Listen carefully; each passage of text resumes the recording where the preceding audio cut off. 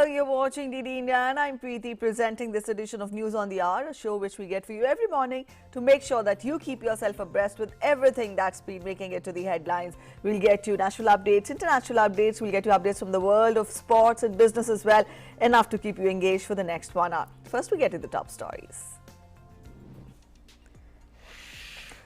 President Ramnath Kovind to present gallantry awards and distinguished service decorations in the defense investiture ceremony at Rashtrapati Bhavan today.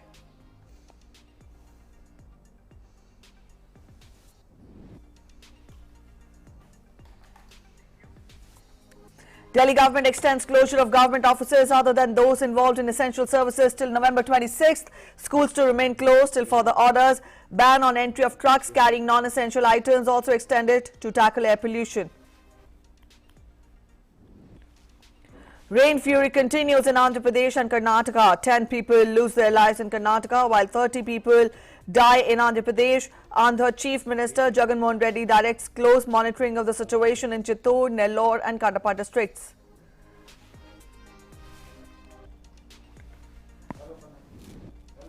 Poland Prime Minister visits Baltic nations, discusses security of European Union's eastern border and challenges posed by developments in Belarus border. Says Afghanistan may be the next stage of the migration crisis.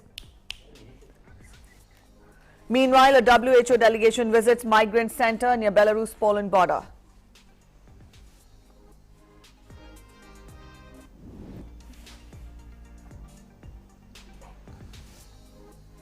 Protests continue in several European countries against newly imposed COVID restrictions, turned violent in Belgium and Netherlands. Nationwide lockdown imposed in Austria starting today amidst rising COVID cases.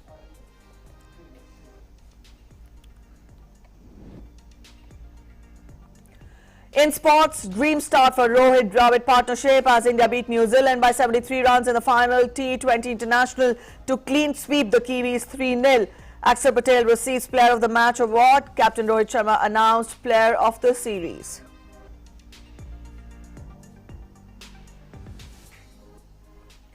Alright, those are the top stories. Let's get to the news in detail. Now, President Ramnath Kovind will present the Gallantry Awards and Distinguished Service Decorations at the Defence Investiture Ceremony to be held at Rashtrapati Bhavan today. Distinguished Service Decorations include Kirti Chakra, Shaurya Chakra, Param Vishisht Seva Medal and Ati Vishisht Seva Medal. Vice President M. Venkaiah Naidu has arrived in Andhra Pradesh as part of his visit to the state. The Vice President will inaugurate the maiden run of Visakhapatnam Araku special train with Vistadome LHB coaches on Monday. This inaugural train will run with open path. This special train will have halts at Simhachalam, Kotavalasa, Shrungavara and also Boraguhalu between Visakhapatnam and Araku. East Coast Railway is taking all possible measures for better service of the customers.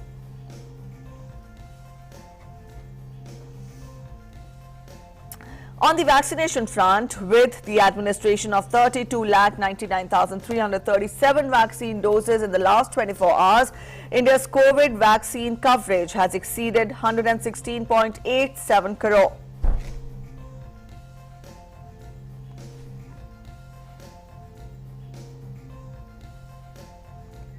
And India continues to witness improvement in the COVID situation. The recovery of 12,510 patients in the last 24 hours has increased the cumulative tally of recovered patients to 3,39,03,547.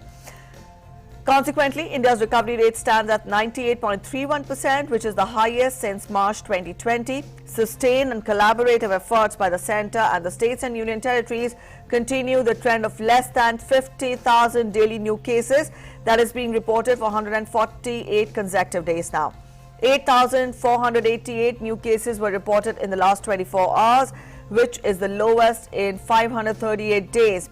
The active caseload presently stands at 1,18,443. The active cases presently constitute 0.34% of the country's total positive cases, which is the lowest since March 2020. The testing capacity across the country continues to be expanded. The last 24 hours saw a total of 7,83,567 tests being conducted. India has so far conducted over 63.25 crore cumulative tests. While testing capacity has been enhanced across the country, weekly positivity rate at 0.93% remains less than 2% for the last 59 days now. The daily positivity rate is reported to be 1.08%. Also, the daily positivity rate has remained below 2% for the last 49 days and also below 3% for 84 consecutive days now. The Delhi government has extended the ban on the entry of trucks carrying non-essential items into the city and also work from home for its employees till Friday to combat air pollution and minimize its health effects. Officers involved in essential and emergency service will, however, continue operations. While the ban on construction and demolition activities in Delhi has been lifted, the Delhi government also announced that the schools and colleges will remain closed till further orders. Also, online education will continue, Directorate of Education said on Sunday. Meanwhile, strong surface winds swept through Delhi on Sunday, bringing about a visible improvement in the air quality. The air quality has continued to fluctuate between very poor and severe category for more than 2 weeks. Also, air quality of the national capital remains in the very poor category, with overall air quality index recorded at 352 at 6 a.m. today. With a steady drop in COVID cases in Gujarat, the state government has allowed the resumption of physical classes for students of classes 1st to 5th who want to attend school. Permission of parents will be required for sending their wards to schools. The SOP remains the same as applied for other classes where offline education is resumed. The government had also allowed online classes to continue along with offline classes and kept the attendance of the students optional. Now, this will be for the first time that students from classes 1st to 5th will be attending school in person since the outbreak of COVID pandemic and also subsequent imposition of restrictions. 1 से 5 की कक्षा का प्रारंभ होना है क्योंकि यहाँ पे दिवाली की छुट्टियां थी, उसके बाद ये अनाउंसमेंट हुआ है। और जहाँ तक 6 to 12 की बात है, वो हम भारत सरकार की एसओपी कोविड-19 की सारी सावधानियों को नज़र में रखते हुए हम अपना स्कूल चला रहे हैं। तो वैसे ही हम 1 से 5 की कक्षा के लिए भी चलाएंगे। The death toll due to rains in Andhra Pradesh has reached 30 as more bodies were retrieved from the flooded streams. At least 12 people were missing. Chief Minister Jagan Mohan Reddy has instructed the in-charge ministers, the MLAs of Chittoor, Nellore and Kadapa districts to camp there and personally monitor the relief operations. Also, Chennai-Kolkata National Highway 16 remained cut off for traffic between Nellore and Vijayawada, as was the Chennai Grand Trunk rail route, severing the all-important link between southern and eastern and northern parts of the country. According to South Central Railway, more than 100 express trains were cancelled because of the damage caused to railway tracks near Nellore, and 29 more were diverted. The Chennai-Mumbai rail route that runs through Kadapa district also remained shut as the tracks got washed away near Nandaluru. National Disaster Response Force is assisting in evacuation and also rescue 24/7 at low-lying areas in various parts of Nellore district. In total, 10 teams of NDRF are assisting in relief work there.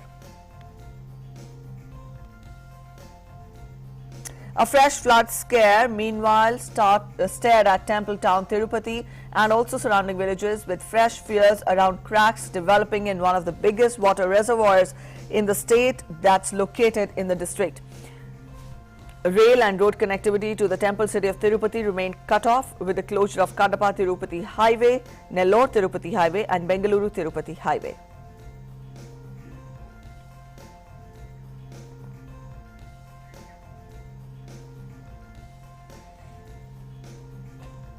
All right, to get us more on that, our correspondent Srinivas is joining us. Srinivas, let us know more as to what is the current state of affairs there in Andhra Pradesh. We tell our viewers that a fresh flood scare is imminent in Andhra Pradesh, in the temple town of Tirupati. Spell out more on that. What has been the Met Department's forecast in the next few days as well?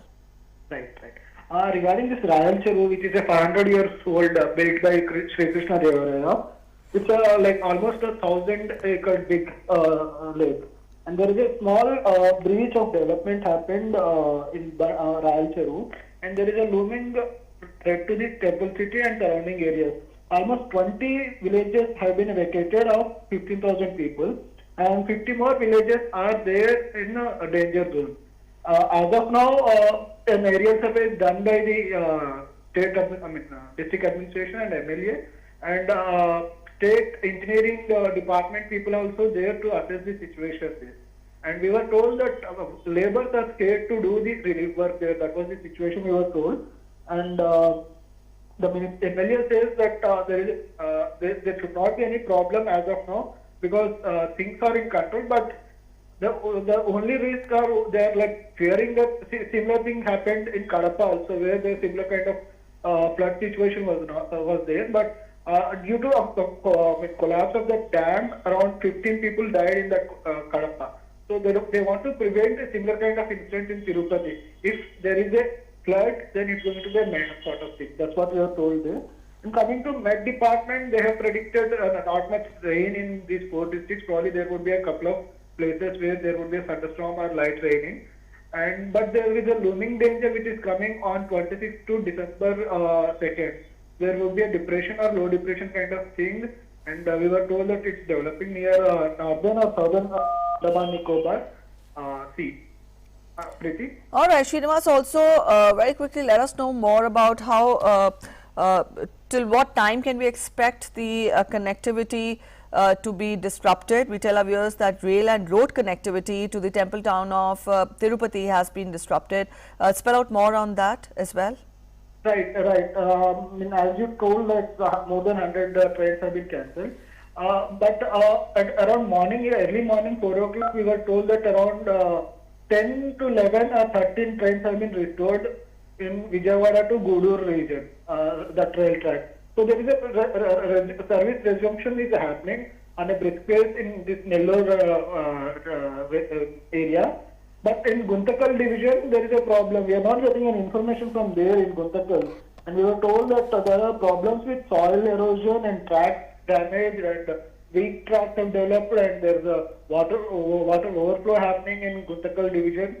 That's the information we have. And we were told that the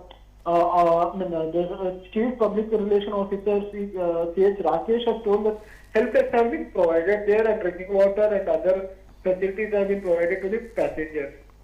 All right. Also, very quickly, spell out more on the relief operations. We tell our viewers that massive relief operations are being conducted in the state. So much so, Chief Minister Jagan Mohan Reddy has also asked the in-charge ministers to camp there and personally monitor the relief operations. Right. CM Jagan Mohan Reddy has taken this very seriously. Now there is an assembly session going on in Vijayawada. Despite that, he asked his ministers and MLAs not to come to assembly and ask them to sit there and personally monitor all these relief operations. And the state government has announced free ration to all the affected areas. 25 kg rice and other essentials have been provided. Will be provided to the all the people, affected people here. And NDRF and state SDRF and local administration are doing their.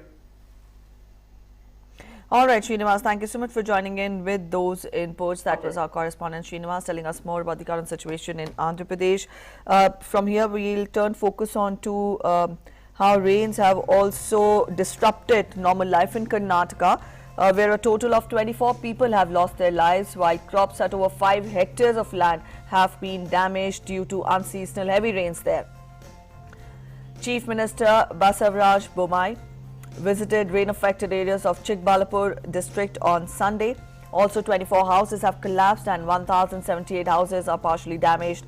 He said that a compensation of 5 lakh rupees would be paid for those whose houses are completely damaged.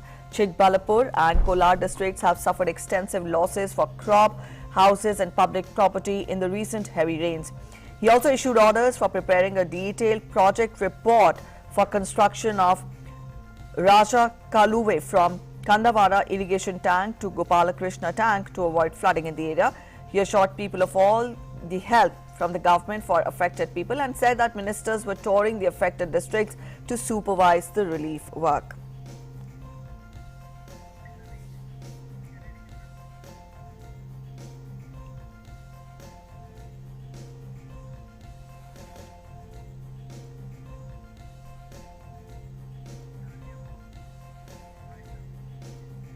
Aisha is joining us to get us more on that. Aisha, we've given a brief outline of the damage that has been caused by incessant rainfall in Karnataka. You spell out more details. How has the day begun there after 3 continuous days of unseasonal rainfall? Well, it rained furiously last night, and also the fact that most of the residential areas in Bangalore are flooded, and the water is being pumped out from many apartment complexes. To narrate your personal experience, my car is completely submerged in the water, and the water is being pumped out from the parking area in several other apartments in Yelahanka and Nilmangala. And Karnataka government has assessed the situation. Yesterday, Chief Minister Basuraj Bommai called for a meeting and he assessed the situation, and he has announced compensation to the farmers where 7 lakh acres of land has been completely damaged because of continuous rains, and the government has announced the first installment of compensation to the farmers over 7 crore installment. 7 crore rupees has been released immediately as a relief to the farmers in several districts across North Karnataka and other districts in Karnataka. And even in Bangalore, the rain has completely blocked the subways and many roads are damaged. Over 25 roads are completely damaged, and many subways in the city are still underwater. So the infrastructure is completely on the verge of collapse, because right now the Met Department has even predicted that there could be rainfall for another 48 hours. So if this continues, it could create a havoc. So the city corporation is in action. They are assessing the situation. Over 60 control rooms have been started in Bangalore, and the city corporation control rooms are flooded with calls. And the government has asked many civil volunteers to help people in distress. And even in districts also, many houses have collapsed. Over 500 houses have collapsed, and nearly 7,000 houses have been damaged. So Karnataka Chief Minister has assessed all these damages, and he has instructed the officials and the district administration to help and rescue people in these areas, and also evacuate people in the low-lying areas in districts and the coastal region. All right, Aisha, also specifically tell us, in the morning when we talked, you told us that North Karnataka is the region where maximum damage has been witnessed because of this incessant rainfall. Get us more details on the damage that has been caused. Yes, the Chief Minister yesterday has sought the report. A preliminary report has been placed before the Chief Minister, which assessed the damages across the state. And as I said, over 7 lakh hectares of land, agricultural land, is damaged in Karnataka in the northern districts. And also the houses, the number of houses that have collapsed is over 500. And people, over 24 people have died so far since November 1st till November 17th. This is the first preliminary report before the government, and these people will be compensated. The government has assured all the help to the people and the next of kin who have lost their dear ones in this heavy rain. The Chief Minister Basuraj Bommai visited flooded areas in Chikballapur and other adjoining areas in Bangalore rural also, and he has assessed the situation, and he has instructed the officials to be on alert and help people. But the fact that the city infrastructure is completely submerged in water is a cause of concern for the people in Bangalore. And the roads, the flyovers, and there is traffic jam everywhere. The life seems to have come to a standstill in and across Bangalore urban and Bangalore rural. So this is a major cause of concern for the citizens, and they are at the mercy of the Bangalore City Corporation to help them. And as I said, right now water is being pumped out from several parking areas in the apartments, including mine, as I told you. And the city corporation officials are trying their best to help the people. But right now, the efforts need to be speeded up. There needs to be more force to help people rush out the water, pump out the water from these buildings and the homes. All right, Aisha, thank you for joining in with those inputs. That was our correspondent Aisha telling us more about the incessant rainfall which Karnataka has been witnessing for the past 3 days. We'll keep you updated. Minister of State for Fisheries, Animal Husbandry and Dairying, L. Murugan, visited the fishing harbour in Cochin. He will also be visiting various institutions and processing units and interact with Fishermen Association as part of Fisheries Day celebrations later in the day. Minister of State said that Cochin Fishing Harbour is one among the 5 harbours which will be modernized to international standards. He also spoke about the potential of seaweed farming, which will enhance employment opportunities in the state. 5 fishing harbours is the fully international standard modernized harbours. Here the facilities will be available while they come out they purchase from the fisherman. It directly goes in the processing unit. Processing unit also available inside, and ice plants also available inside. Apart from that, we will be provide medical facilities and whatever the international standard is available, that facilities is going to available. Because of this international facility, the fishermen people, they can get good price in the international market. And on to some international updates now. Polish Prime Minister has once again warned that the migrant crisis on the Belarus border may be a prelude to something much worse. He toured Baltic states, in fact, including Estonia, Lithuania and Latvia on Sunday to discuss the security situation of European Union's border and also challenges the Belarusian regime poses to the region. In Lithuania, the Polish premier said that he was receiving information that the difficult situation in Afghanistan after the Taliban took over the country in August may be used as the next stage of the migration crisis. Poland and Lithuania thus called for continued support from the European Union and NATO. We know of diplomatic and official contacts of Belarus and Russia with Uzbekistan and Afghanistan, and there will be an attempt to use. There probably will be an attempt to use the crisis in Afghanistan as the next stage of the migration crisis. And the migration crisis is just one part of the great political crisis in which Lukashenko, with his real principles, and I think nobody has doubts that this is President Putin, will continue such actions. A WHO delegation visited a warehouse used to house thousands of migrants near the Belarusian-Polish border on Sunday. The transport and the logistics center in Grodno region in Belarus was toured by a team led by Gerald Rockenshop. Hundreds of migrants, including young children, have been sheltering inside the logistics warehouse since November 18, when Belarusian guards cleared out the temporary camp at the border. Migrants from the Middle East are sheltering in the freezing conditions on the border between Belarus and European Union states, Poland and Lithuania, which are refusing to let them cross. Meanwhile, Poland's border guard said that Belarusian forces were still ferrying migrants to the frontier. Poland accused Belarus of continuing to ferry migrants to its border, despite clearing camps close to the frontier earlier this week in response to European sanctions. Minsk, which denies fomenting the crisis, is trying to repatriate some people to Iraq.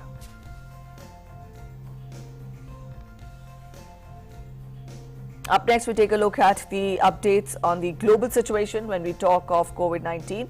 COVID cases are still soaring across the world. The virus has so far infected more than 25 crore 78 lakh people, while the number of recoveries have crossed 23 crore 27 lakh. COVID-19 has claimed over 51 lakh 67,000 lives across the world, and the US continues to register the highest number of cases and deaths. The country has over more than 4 crore 85 lakh cases and fatalities standing above 7 lakh 93,000.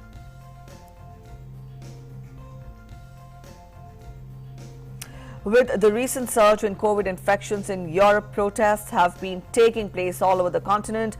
Riots broke out in cities across the Netherlands on Sunday, the third night in a row that police clashed with mobs of angry youth who set fire and threw rocks to protest the restrictions. Unrest was reported in locations including Leeuwarden and Groningen in the north, the eastern town of Enschede and also Tilburg in the south. The protest was sparked by opposition to government plans to restrict the use of a national corona pass to people who have either recovered from COVID or have been vaccinated, excluding those with a negative test result. The Netherlands reimposed some lockdown measures on its 17.5 million population last weekend for an initial 3 weeks in an effort to slow a resurgence of the virus, but daily infections have remained at their highest levels since the start of the pandemic. Meanwhile, around 35,000 people took to the streets in Belgium's Brussels on Sunday to protest against restrictions imposed by the government in the fight against the pandemic. There were some confrontations between demonstrators and the police, with protesters throwing smoke bombs and fireworks. However, as per the police, the situation normalized later. Belgium had tightened its COVID restrictions last week, mandating wider use of masks and enforcing work from home as cases rose in the country's fourth COVID-19 wave. Later, the protests turned heated as demonstrators clashed with the police, and also in retaliation, the police used tear gas and water cannons to disperse thousands of protesters demonstrating in Brussels against the COVID restrictions. The measures were re-implemented due to a spike in COVID cases. Footage posted on social media shows protesters running away from heavily armed police officers and also vehicles in the Belgian capital. Some protesters responded by smashing windows of police vehicles. As on Sunday, Belgium's recorded 26,568 total deaths due to the virus, with 1,58,100 total cases since the start of the pandemic. Also, Belgium has one of the highest cases per capita rates in the European Union, behind only the Baltic and former Yugoslav nations and Austria at around 1 per 100 people over the past 14 days. And thousands of protesters marched to Vienna on Saturday after the Austrian government announced a nationwide lockdown beginning today to contain skyrocketing COVID infections. The Austrian COVID-19 lockdown begins today and comes as average daily deaths have tripled in recent weeks, and hospitals in heavily hit states have warned that the ICUs are reaching the full capacity. The lockdown will last at least 10 days but could go up to 20, officials said. People will be able to leave their homes only for specific reasons, including buying groceries, going to the doctor or exercising. The government also will make vaccinations mandatory starting from 1st of February. Not quite 66% of Austria's 8.9 million people are fully vaccinated, which is one of the lowest rates in Western Europe.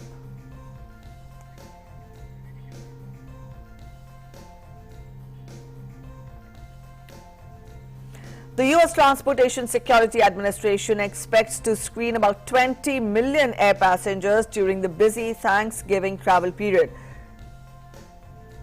It said that the airport security checkpoints nationwide will be busy in the period that starts Friday, November 19th and runs through November 28th, and that passenger volumes may be very close to pre-pandemic levels this holiday. Delta Airlines said it expects to fly up to 5.6 million passengers from Friday through 30th of November. That is nearly 300% over 2020's 2.2 million Delta passengers for the period, but still below the 6.3 million passengers during the same period in 2019. United Airlines said that it anticipates more than 4.5 million passengers during the Thanksgiving travel period. That is about 88% of the 2019 volume. United said that it was adding about 700 domestic flights for Thanksgiving week and that it would fly 87% of its 2019 domestic schedule in November. Last week, the Biden administration lifted travel restrictions for fully vaccinated air travelers from 33 countries, including China, South Africa, Brazil, and much of Europe. In the latest update, Australia will allow foreign visa holders to enter the country from the start of December. Prime Minister Scott Morrison said on Monday that it takes further steps to restart international travel and support the economy. Australia shut its international border in May 2020 and allowed only restricted numbers of citizens and permanent residents to enter in a bid to curtail the spread of the virus. From the 1st of December 2021, fully vaccinated eligible visa holders will be able to come to Australia without needing to apply for a travel exemption. Eligible visa holders, including skilled and student cohorts, as well as humanitarian temporary working holiday maker and provisional family visa holidays. Further speaking, he said that from the 1st of December, relaxations will be scaled up from December 1st again to allow vaccinated tourists from South Korea and Japan, vaccinated students, business visa holders and also refugees to arrive. To December 2021, Australia will also welcome back fully vaccinated citizens from Japan and Korea. Under these arrangements, citizens of Japan and Korea who hold a valid Australian visa will be able to travel from their home country quarantine-free to participate in that program where states and territories are providing that opportunity without needing to seek a travel exemption. For the first time since South Korea began battling its COVID outbreak in early 2020, all schools across the country resumed full-time in-person classes. As the first country outside China to face a major outbreak of the virus, South Korea's schools have seen various stages of shutdowns, remote learning and hybrid arrangements. Widespread testing, intensive contact tracing and tracking apps have enabled South Korea to limit the spread of the virus without the extensive lockdowns seen in other countries. But previous efforts at fully opening schools have been hampered by the new wave of infections. Also, the fully reopened schools come as part of South Korea's Living with COVID plan adopted after it reached its vaccination goals last month. Overall, 78.8% of the population is fully vaccinated, though the number drops to 12.8% for those aged 12 to 17 years. Meanwhile, Britain called on Sunday for international action on the issue of medical devices such as oximeters that work better on people with lighter skin, saying the disparities may have cost lives of ethnic minority patients during the pandemic. Health Secretary Sajid Javid said that he had commissioned a review of this issue after learning that oximeters, which measure blood oxygen levels, are key to assessing the COVID patients. These give less accurate readings for patients with darker skin. The review will aim to identify where systematic bias and risk exist with current devices and also to recommend how the issue should be tackled in creation of medical devices from design to use. He also said that the reason for the discrepancies in accuracy was that a lot of medical devices, drugs, procedures and textbooks were put together in white majority countries. We should always be looking to see what can be done to improve things. And this particular issue about racial bias in medical instruments, it's global. It's nothing to really, I think it's not really about the NHS. It's a global issue. These oxiometers are being used across the world. They all have the same problem. And I think Britain is in a place to take some leadership on this. You're watching News on the Hour. We're heading for a short break. Stay with us. We'll be back in just a while.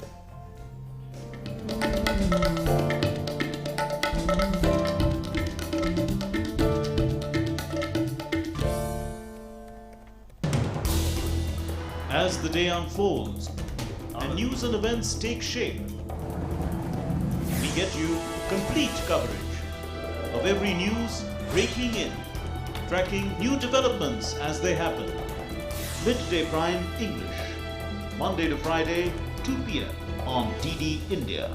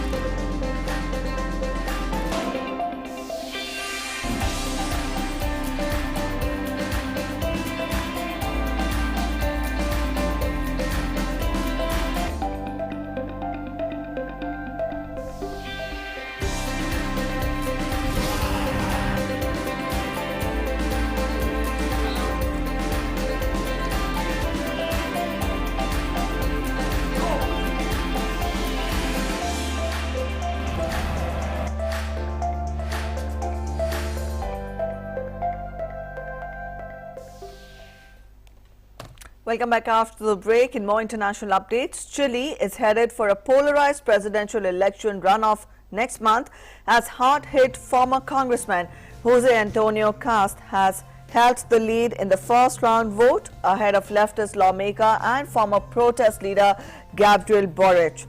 With under 50% of the vote counted, former Congressman Jose Antonio had received 28.64% of the ballots, while leftist lawmaker Gabriel Boric took over 24.44% of the votes.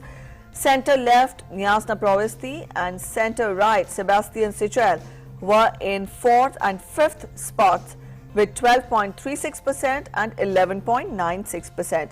Meanwhile, if no candidate receives more than 50% of the vote, there will be a second round on December 19th. Elections for 155 seats in the country's lower house, 27 seats in the upper house, and all positions in the nation's 16 regional councils are also being held. In Venezuela, low numbers of voters took part in regional elections on Sunday. Electoral authorities reported small and isolated difficulties in elections that marked the return of opposition politicians after 4 years. Venezuelan President Nicolas Maduro cast his vote and called on all to vote and to respect the election results. Elections were observed by more than 130 international monitors for free and fair elections. Meanwhile, over 3,000 state governors, mayors and city councils will be chosen. Opposition politicians had boycotted presidential elections and parliamentary elections in 2018 and 2020, accusing President Maduro's government of fraud.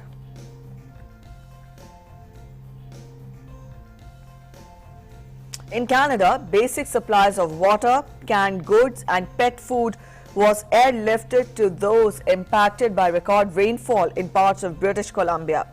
The Royal Canadian Air Force packed supplies into helicopters on a private helicopter facility in Abbotsford, which was badly hit by the floods. Military personnel also continue to work to support the flood mitigation efforts. Meanwhile, Canada's westernmost province declared a state of emergency after heavy rainfall. The rainfall washed out roads and railways and the lower mainland region from the rest of the country. About 14,000 people were evacuated in several communities in the Pacific province.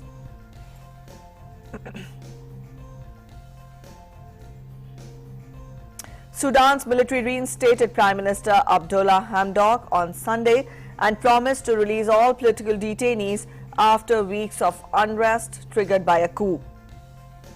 Under an agreement signed with military leader General Abdel Fattah al-Burhan, Hamdok will lead a civilian government of technocrats for a transitional period. A constitutional declaration struck between the military and civilians in 2019 will remain the foundation for further talks.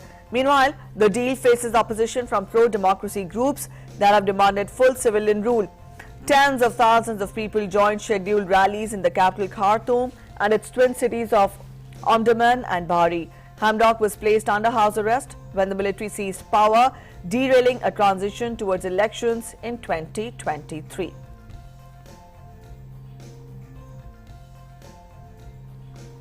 Police confirmed on Sunday that over 20 people were injured when a vehicle drove through a holiday parade in Waukesha, Wisconsin. Waukesha Police Chief Daniel Thompson said that it was a tragic and chaotic incident that occurred late in the afternoon when a red SUV drove into the local holiday parade.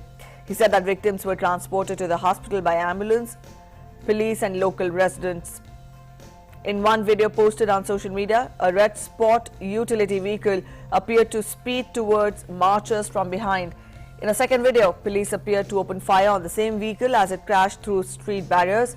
Photos and videos of Waukesha circulating on social media showed police cars and ambulances crowding a street decked out with Christmas lights in the aftermath of the incident. Bundled up people huddled on sidewalks as dusk fell. An investigation is underway. More than 20 individuals were injured as a result of this incident. The Waukesha Police Department has recovered a suspect vehicle. It's an ongoing investigation. Victims were actually transported from the scene via ambulance. Officers actually transported some of the injured personnel and took them to the hospitals, and some victims were actually transported by family members and friends to the hospitals. Very tragic incident, very chaotic. There is no other threats involved. A gunman has opened fire in Jerusalem's Old City, killing one person and injuring at least 3 others. The gunman, who officials identified as a member of the Palestinian militant group Hamas, was shot dead by Israeli security forces. One civilian was shot by the gunman. He died of his wounds in the hospital. Another was seriously hurt, and 2 Israeli police officials were also wounded. The incident, that is the second attack in Jerusalem in 4 days, occurred near one of the gates to the Flashpoint Al-Aqsa Mosque compound, the third holiest site in Islam. Jews revere the site as a remnant of the 2 ancient temples.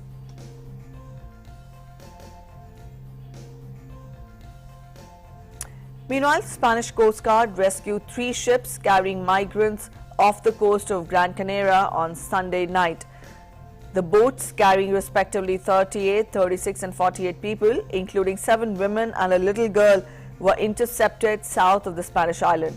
All the migrants were safely transferred to Arguinguin port by the authorities.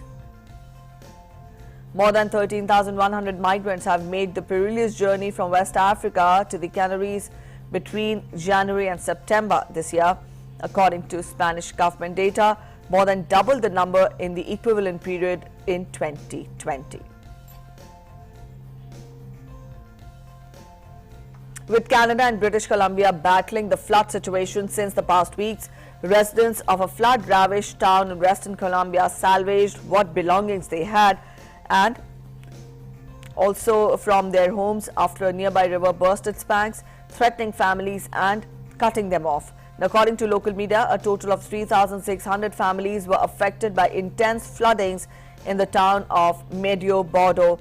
Crops and household belongings were destroyed with no respite from the rain. Many of the town's residents have moved to higher grounds. Amidst the bleak outlook, authorities and relief agencies seek to mitigate the emergency. Authorities will hold an extraordinary risk management meeting to discuss measures to be taken for immediate relief of affected residents.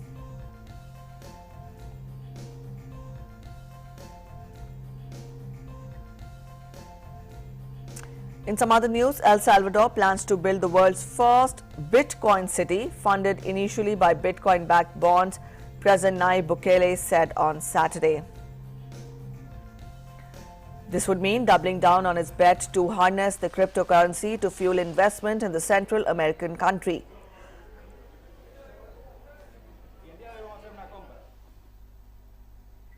Speaking at an event closing a week-long promotion of Bitcoin in El Salvador, Bukele said that the city planned in the eastern region of La Union would get geothermal power from a volcano and not levy any taxes except for value-added tasks. Half of the VAT levied would be used to fund the bonds issued to build the city, and the other half would pay for services such as garbage collection, estimating the public infrastructure would cost around 300,000 bitcoins. El Salvador in September became the first country in the world to adopt Bitcoin as legal tender.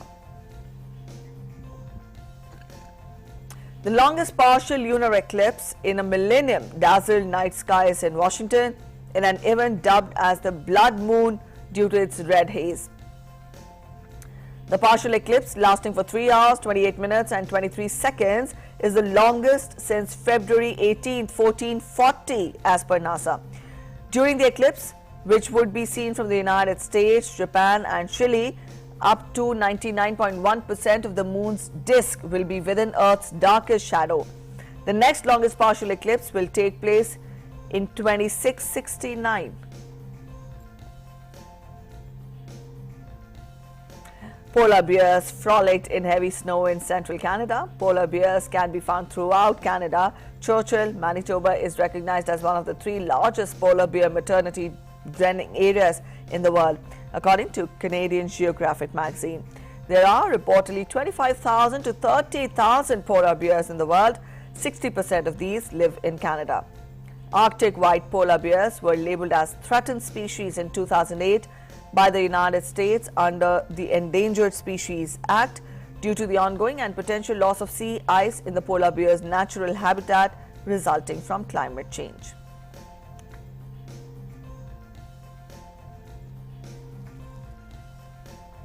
Alright, some news from the world of global entertainment now.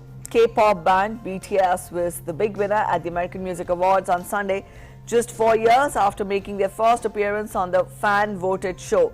The 7-member band from South Korea beat veteran Taylor Swift, rapper Drake, pop singer Ariana Grande, teen phenomena Olivia Rodrigo, and Canadian The Weeknd for the night's biggest prize, that is Artist of the Year.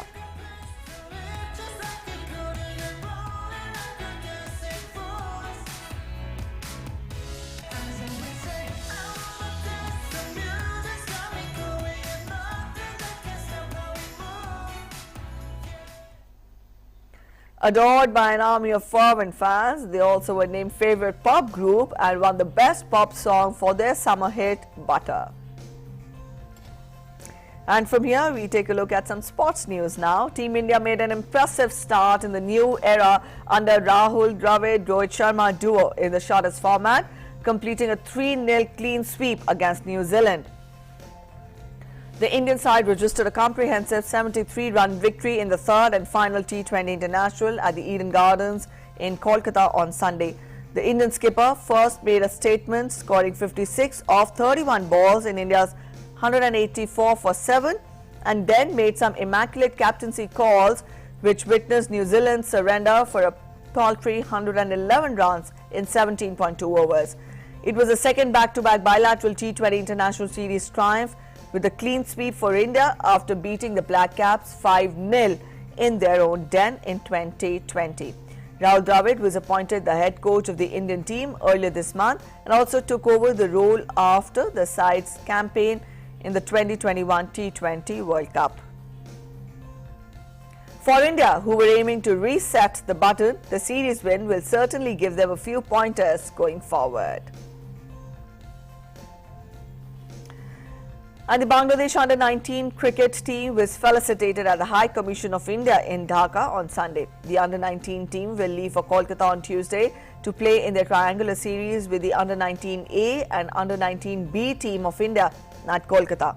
The matches will start from November 28th and the final match of the triangular series will be played on December 7th. Welcoming the team members of Bangladesh Under-19 team, High Commissioner Vikram Doraiswamy said that cricket series between the two countries also strengthens the friendship between the people of the two countries. Member of Parliament and former captain of Bangladesh cricket team A.M. Naimur Rahman Durjoy appreciated the gesture of the High Commission of India in welcoming the team at the Chancery. He highlighted the long and historic friendship between the two countries starting from Liberation War of Bangladesh in 1971.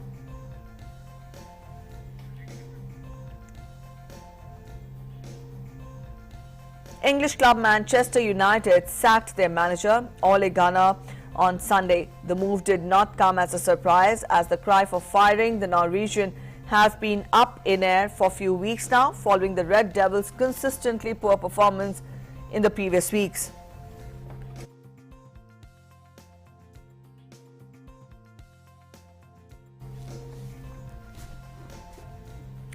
United have lost 5 of their last 7 matches in the domestic league. The humiliating defeat of United at the hands of Watford on Saturday have put the last nail in the coffin for former United player's managing career in the club. He had a standing contract till 2024 with the club, which the club has decided to terminate now. United is currently at the 8th spot in the Premier League table.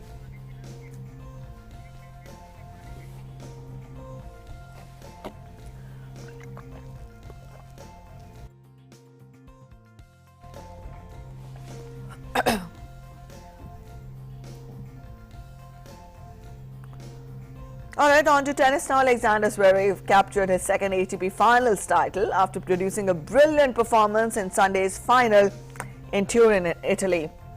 After eliminating number 1 Novak Djokovic over 3 sets in the semi-finals, Zverev put on a dominant performance in Sunday's final, beating number 2 Daniil Medvedev 6-4, 6-4. Zverev, the Olympic singles gold medalist in Tokyo, won his tour-leading 6th trophy of the season. The German third seed broke once in each set as he swept US Open winner Medvedev aside in 75 minutes to add to the season-ending crown he won in 2018. Medvedev, the US Open champion, won this event last year and had beaten Zverev 5 consecutive times.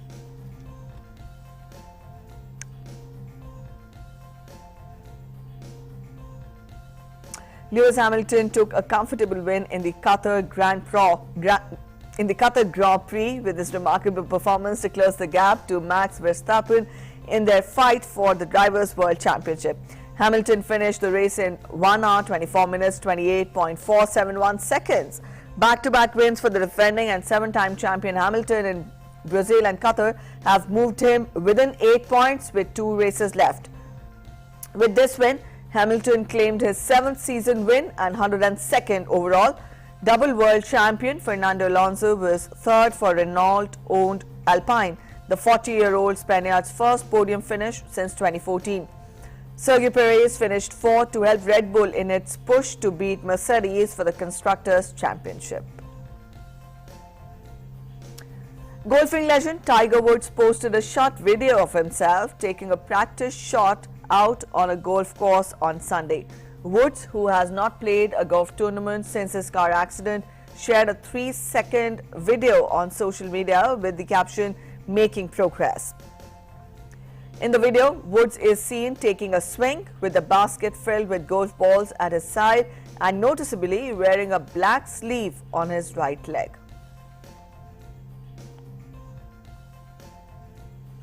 The International Football Association, FIFA, held an official ceremony yesterday to mark 1 year to go until the opening match of the 2022 World Cup in Qatar. The opening match will take place next year on November 21st in the 60,000 capacity Al Bayt Stadium. Qatar hopes to attract 1.2 million visitors, roughly a third of its population, to the tournament. Given Qatar is the smallest country in size to host a World Cup, and as all stadiums are situated in and around the capital Doha, supporters can attend multiple games on the same day. All fans attending the matches must be fully vaccinated against COVID, and the organizers said that they expect to be able to offer up to 130,000 rooms, which could leave thousands of fans scrambling for accommodation.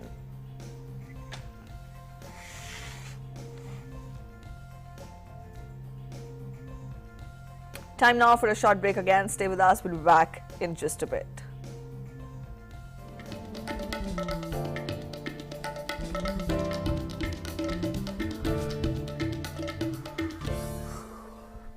Namaste, India.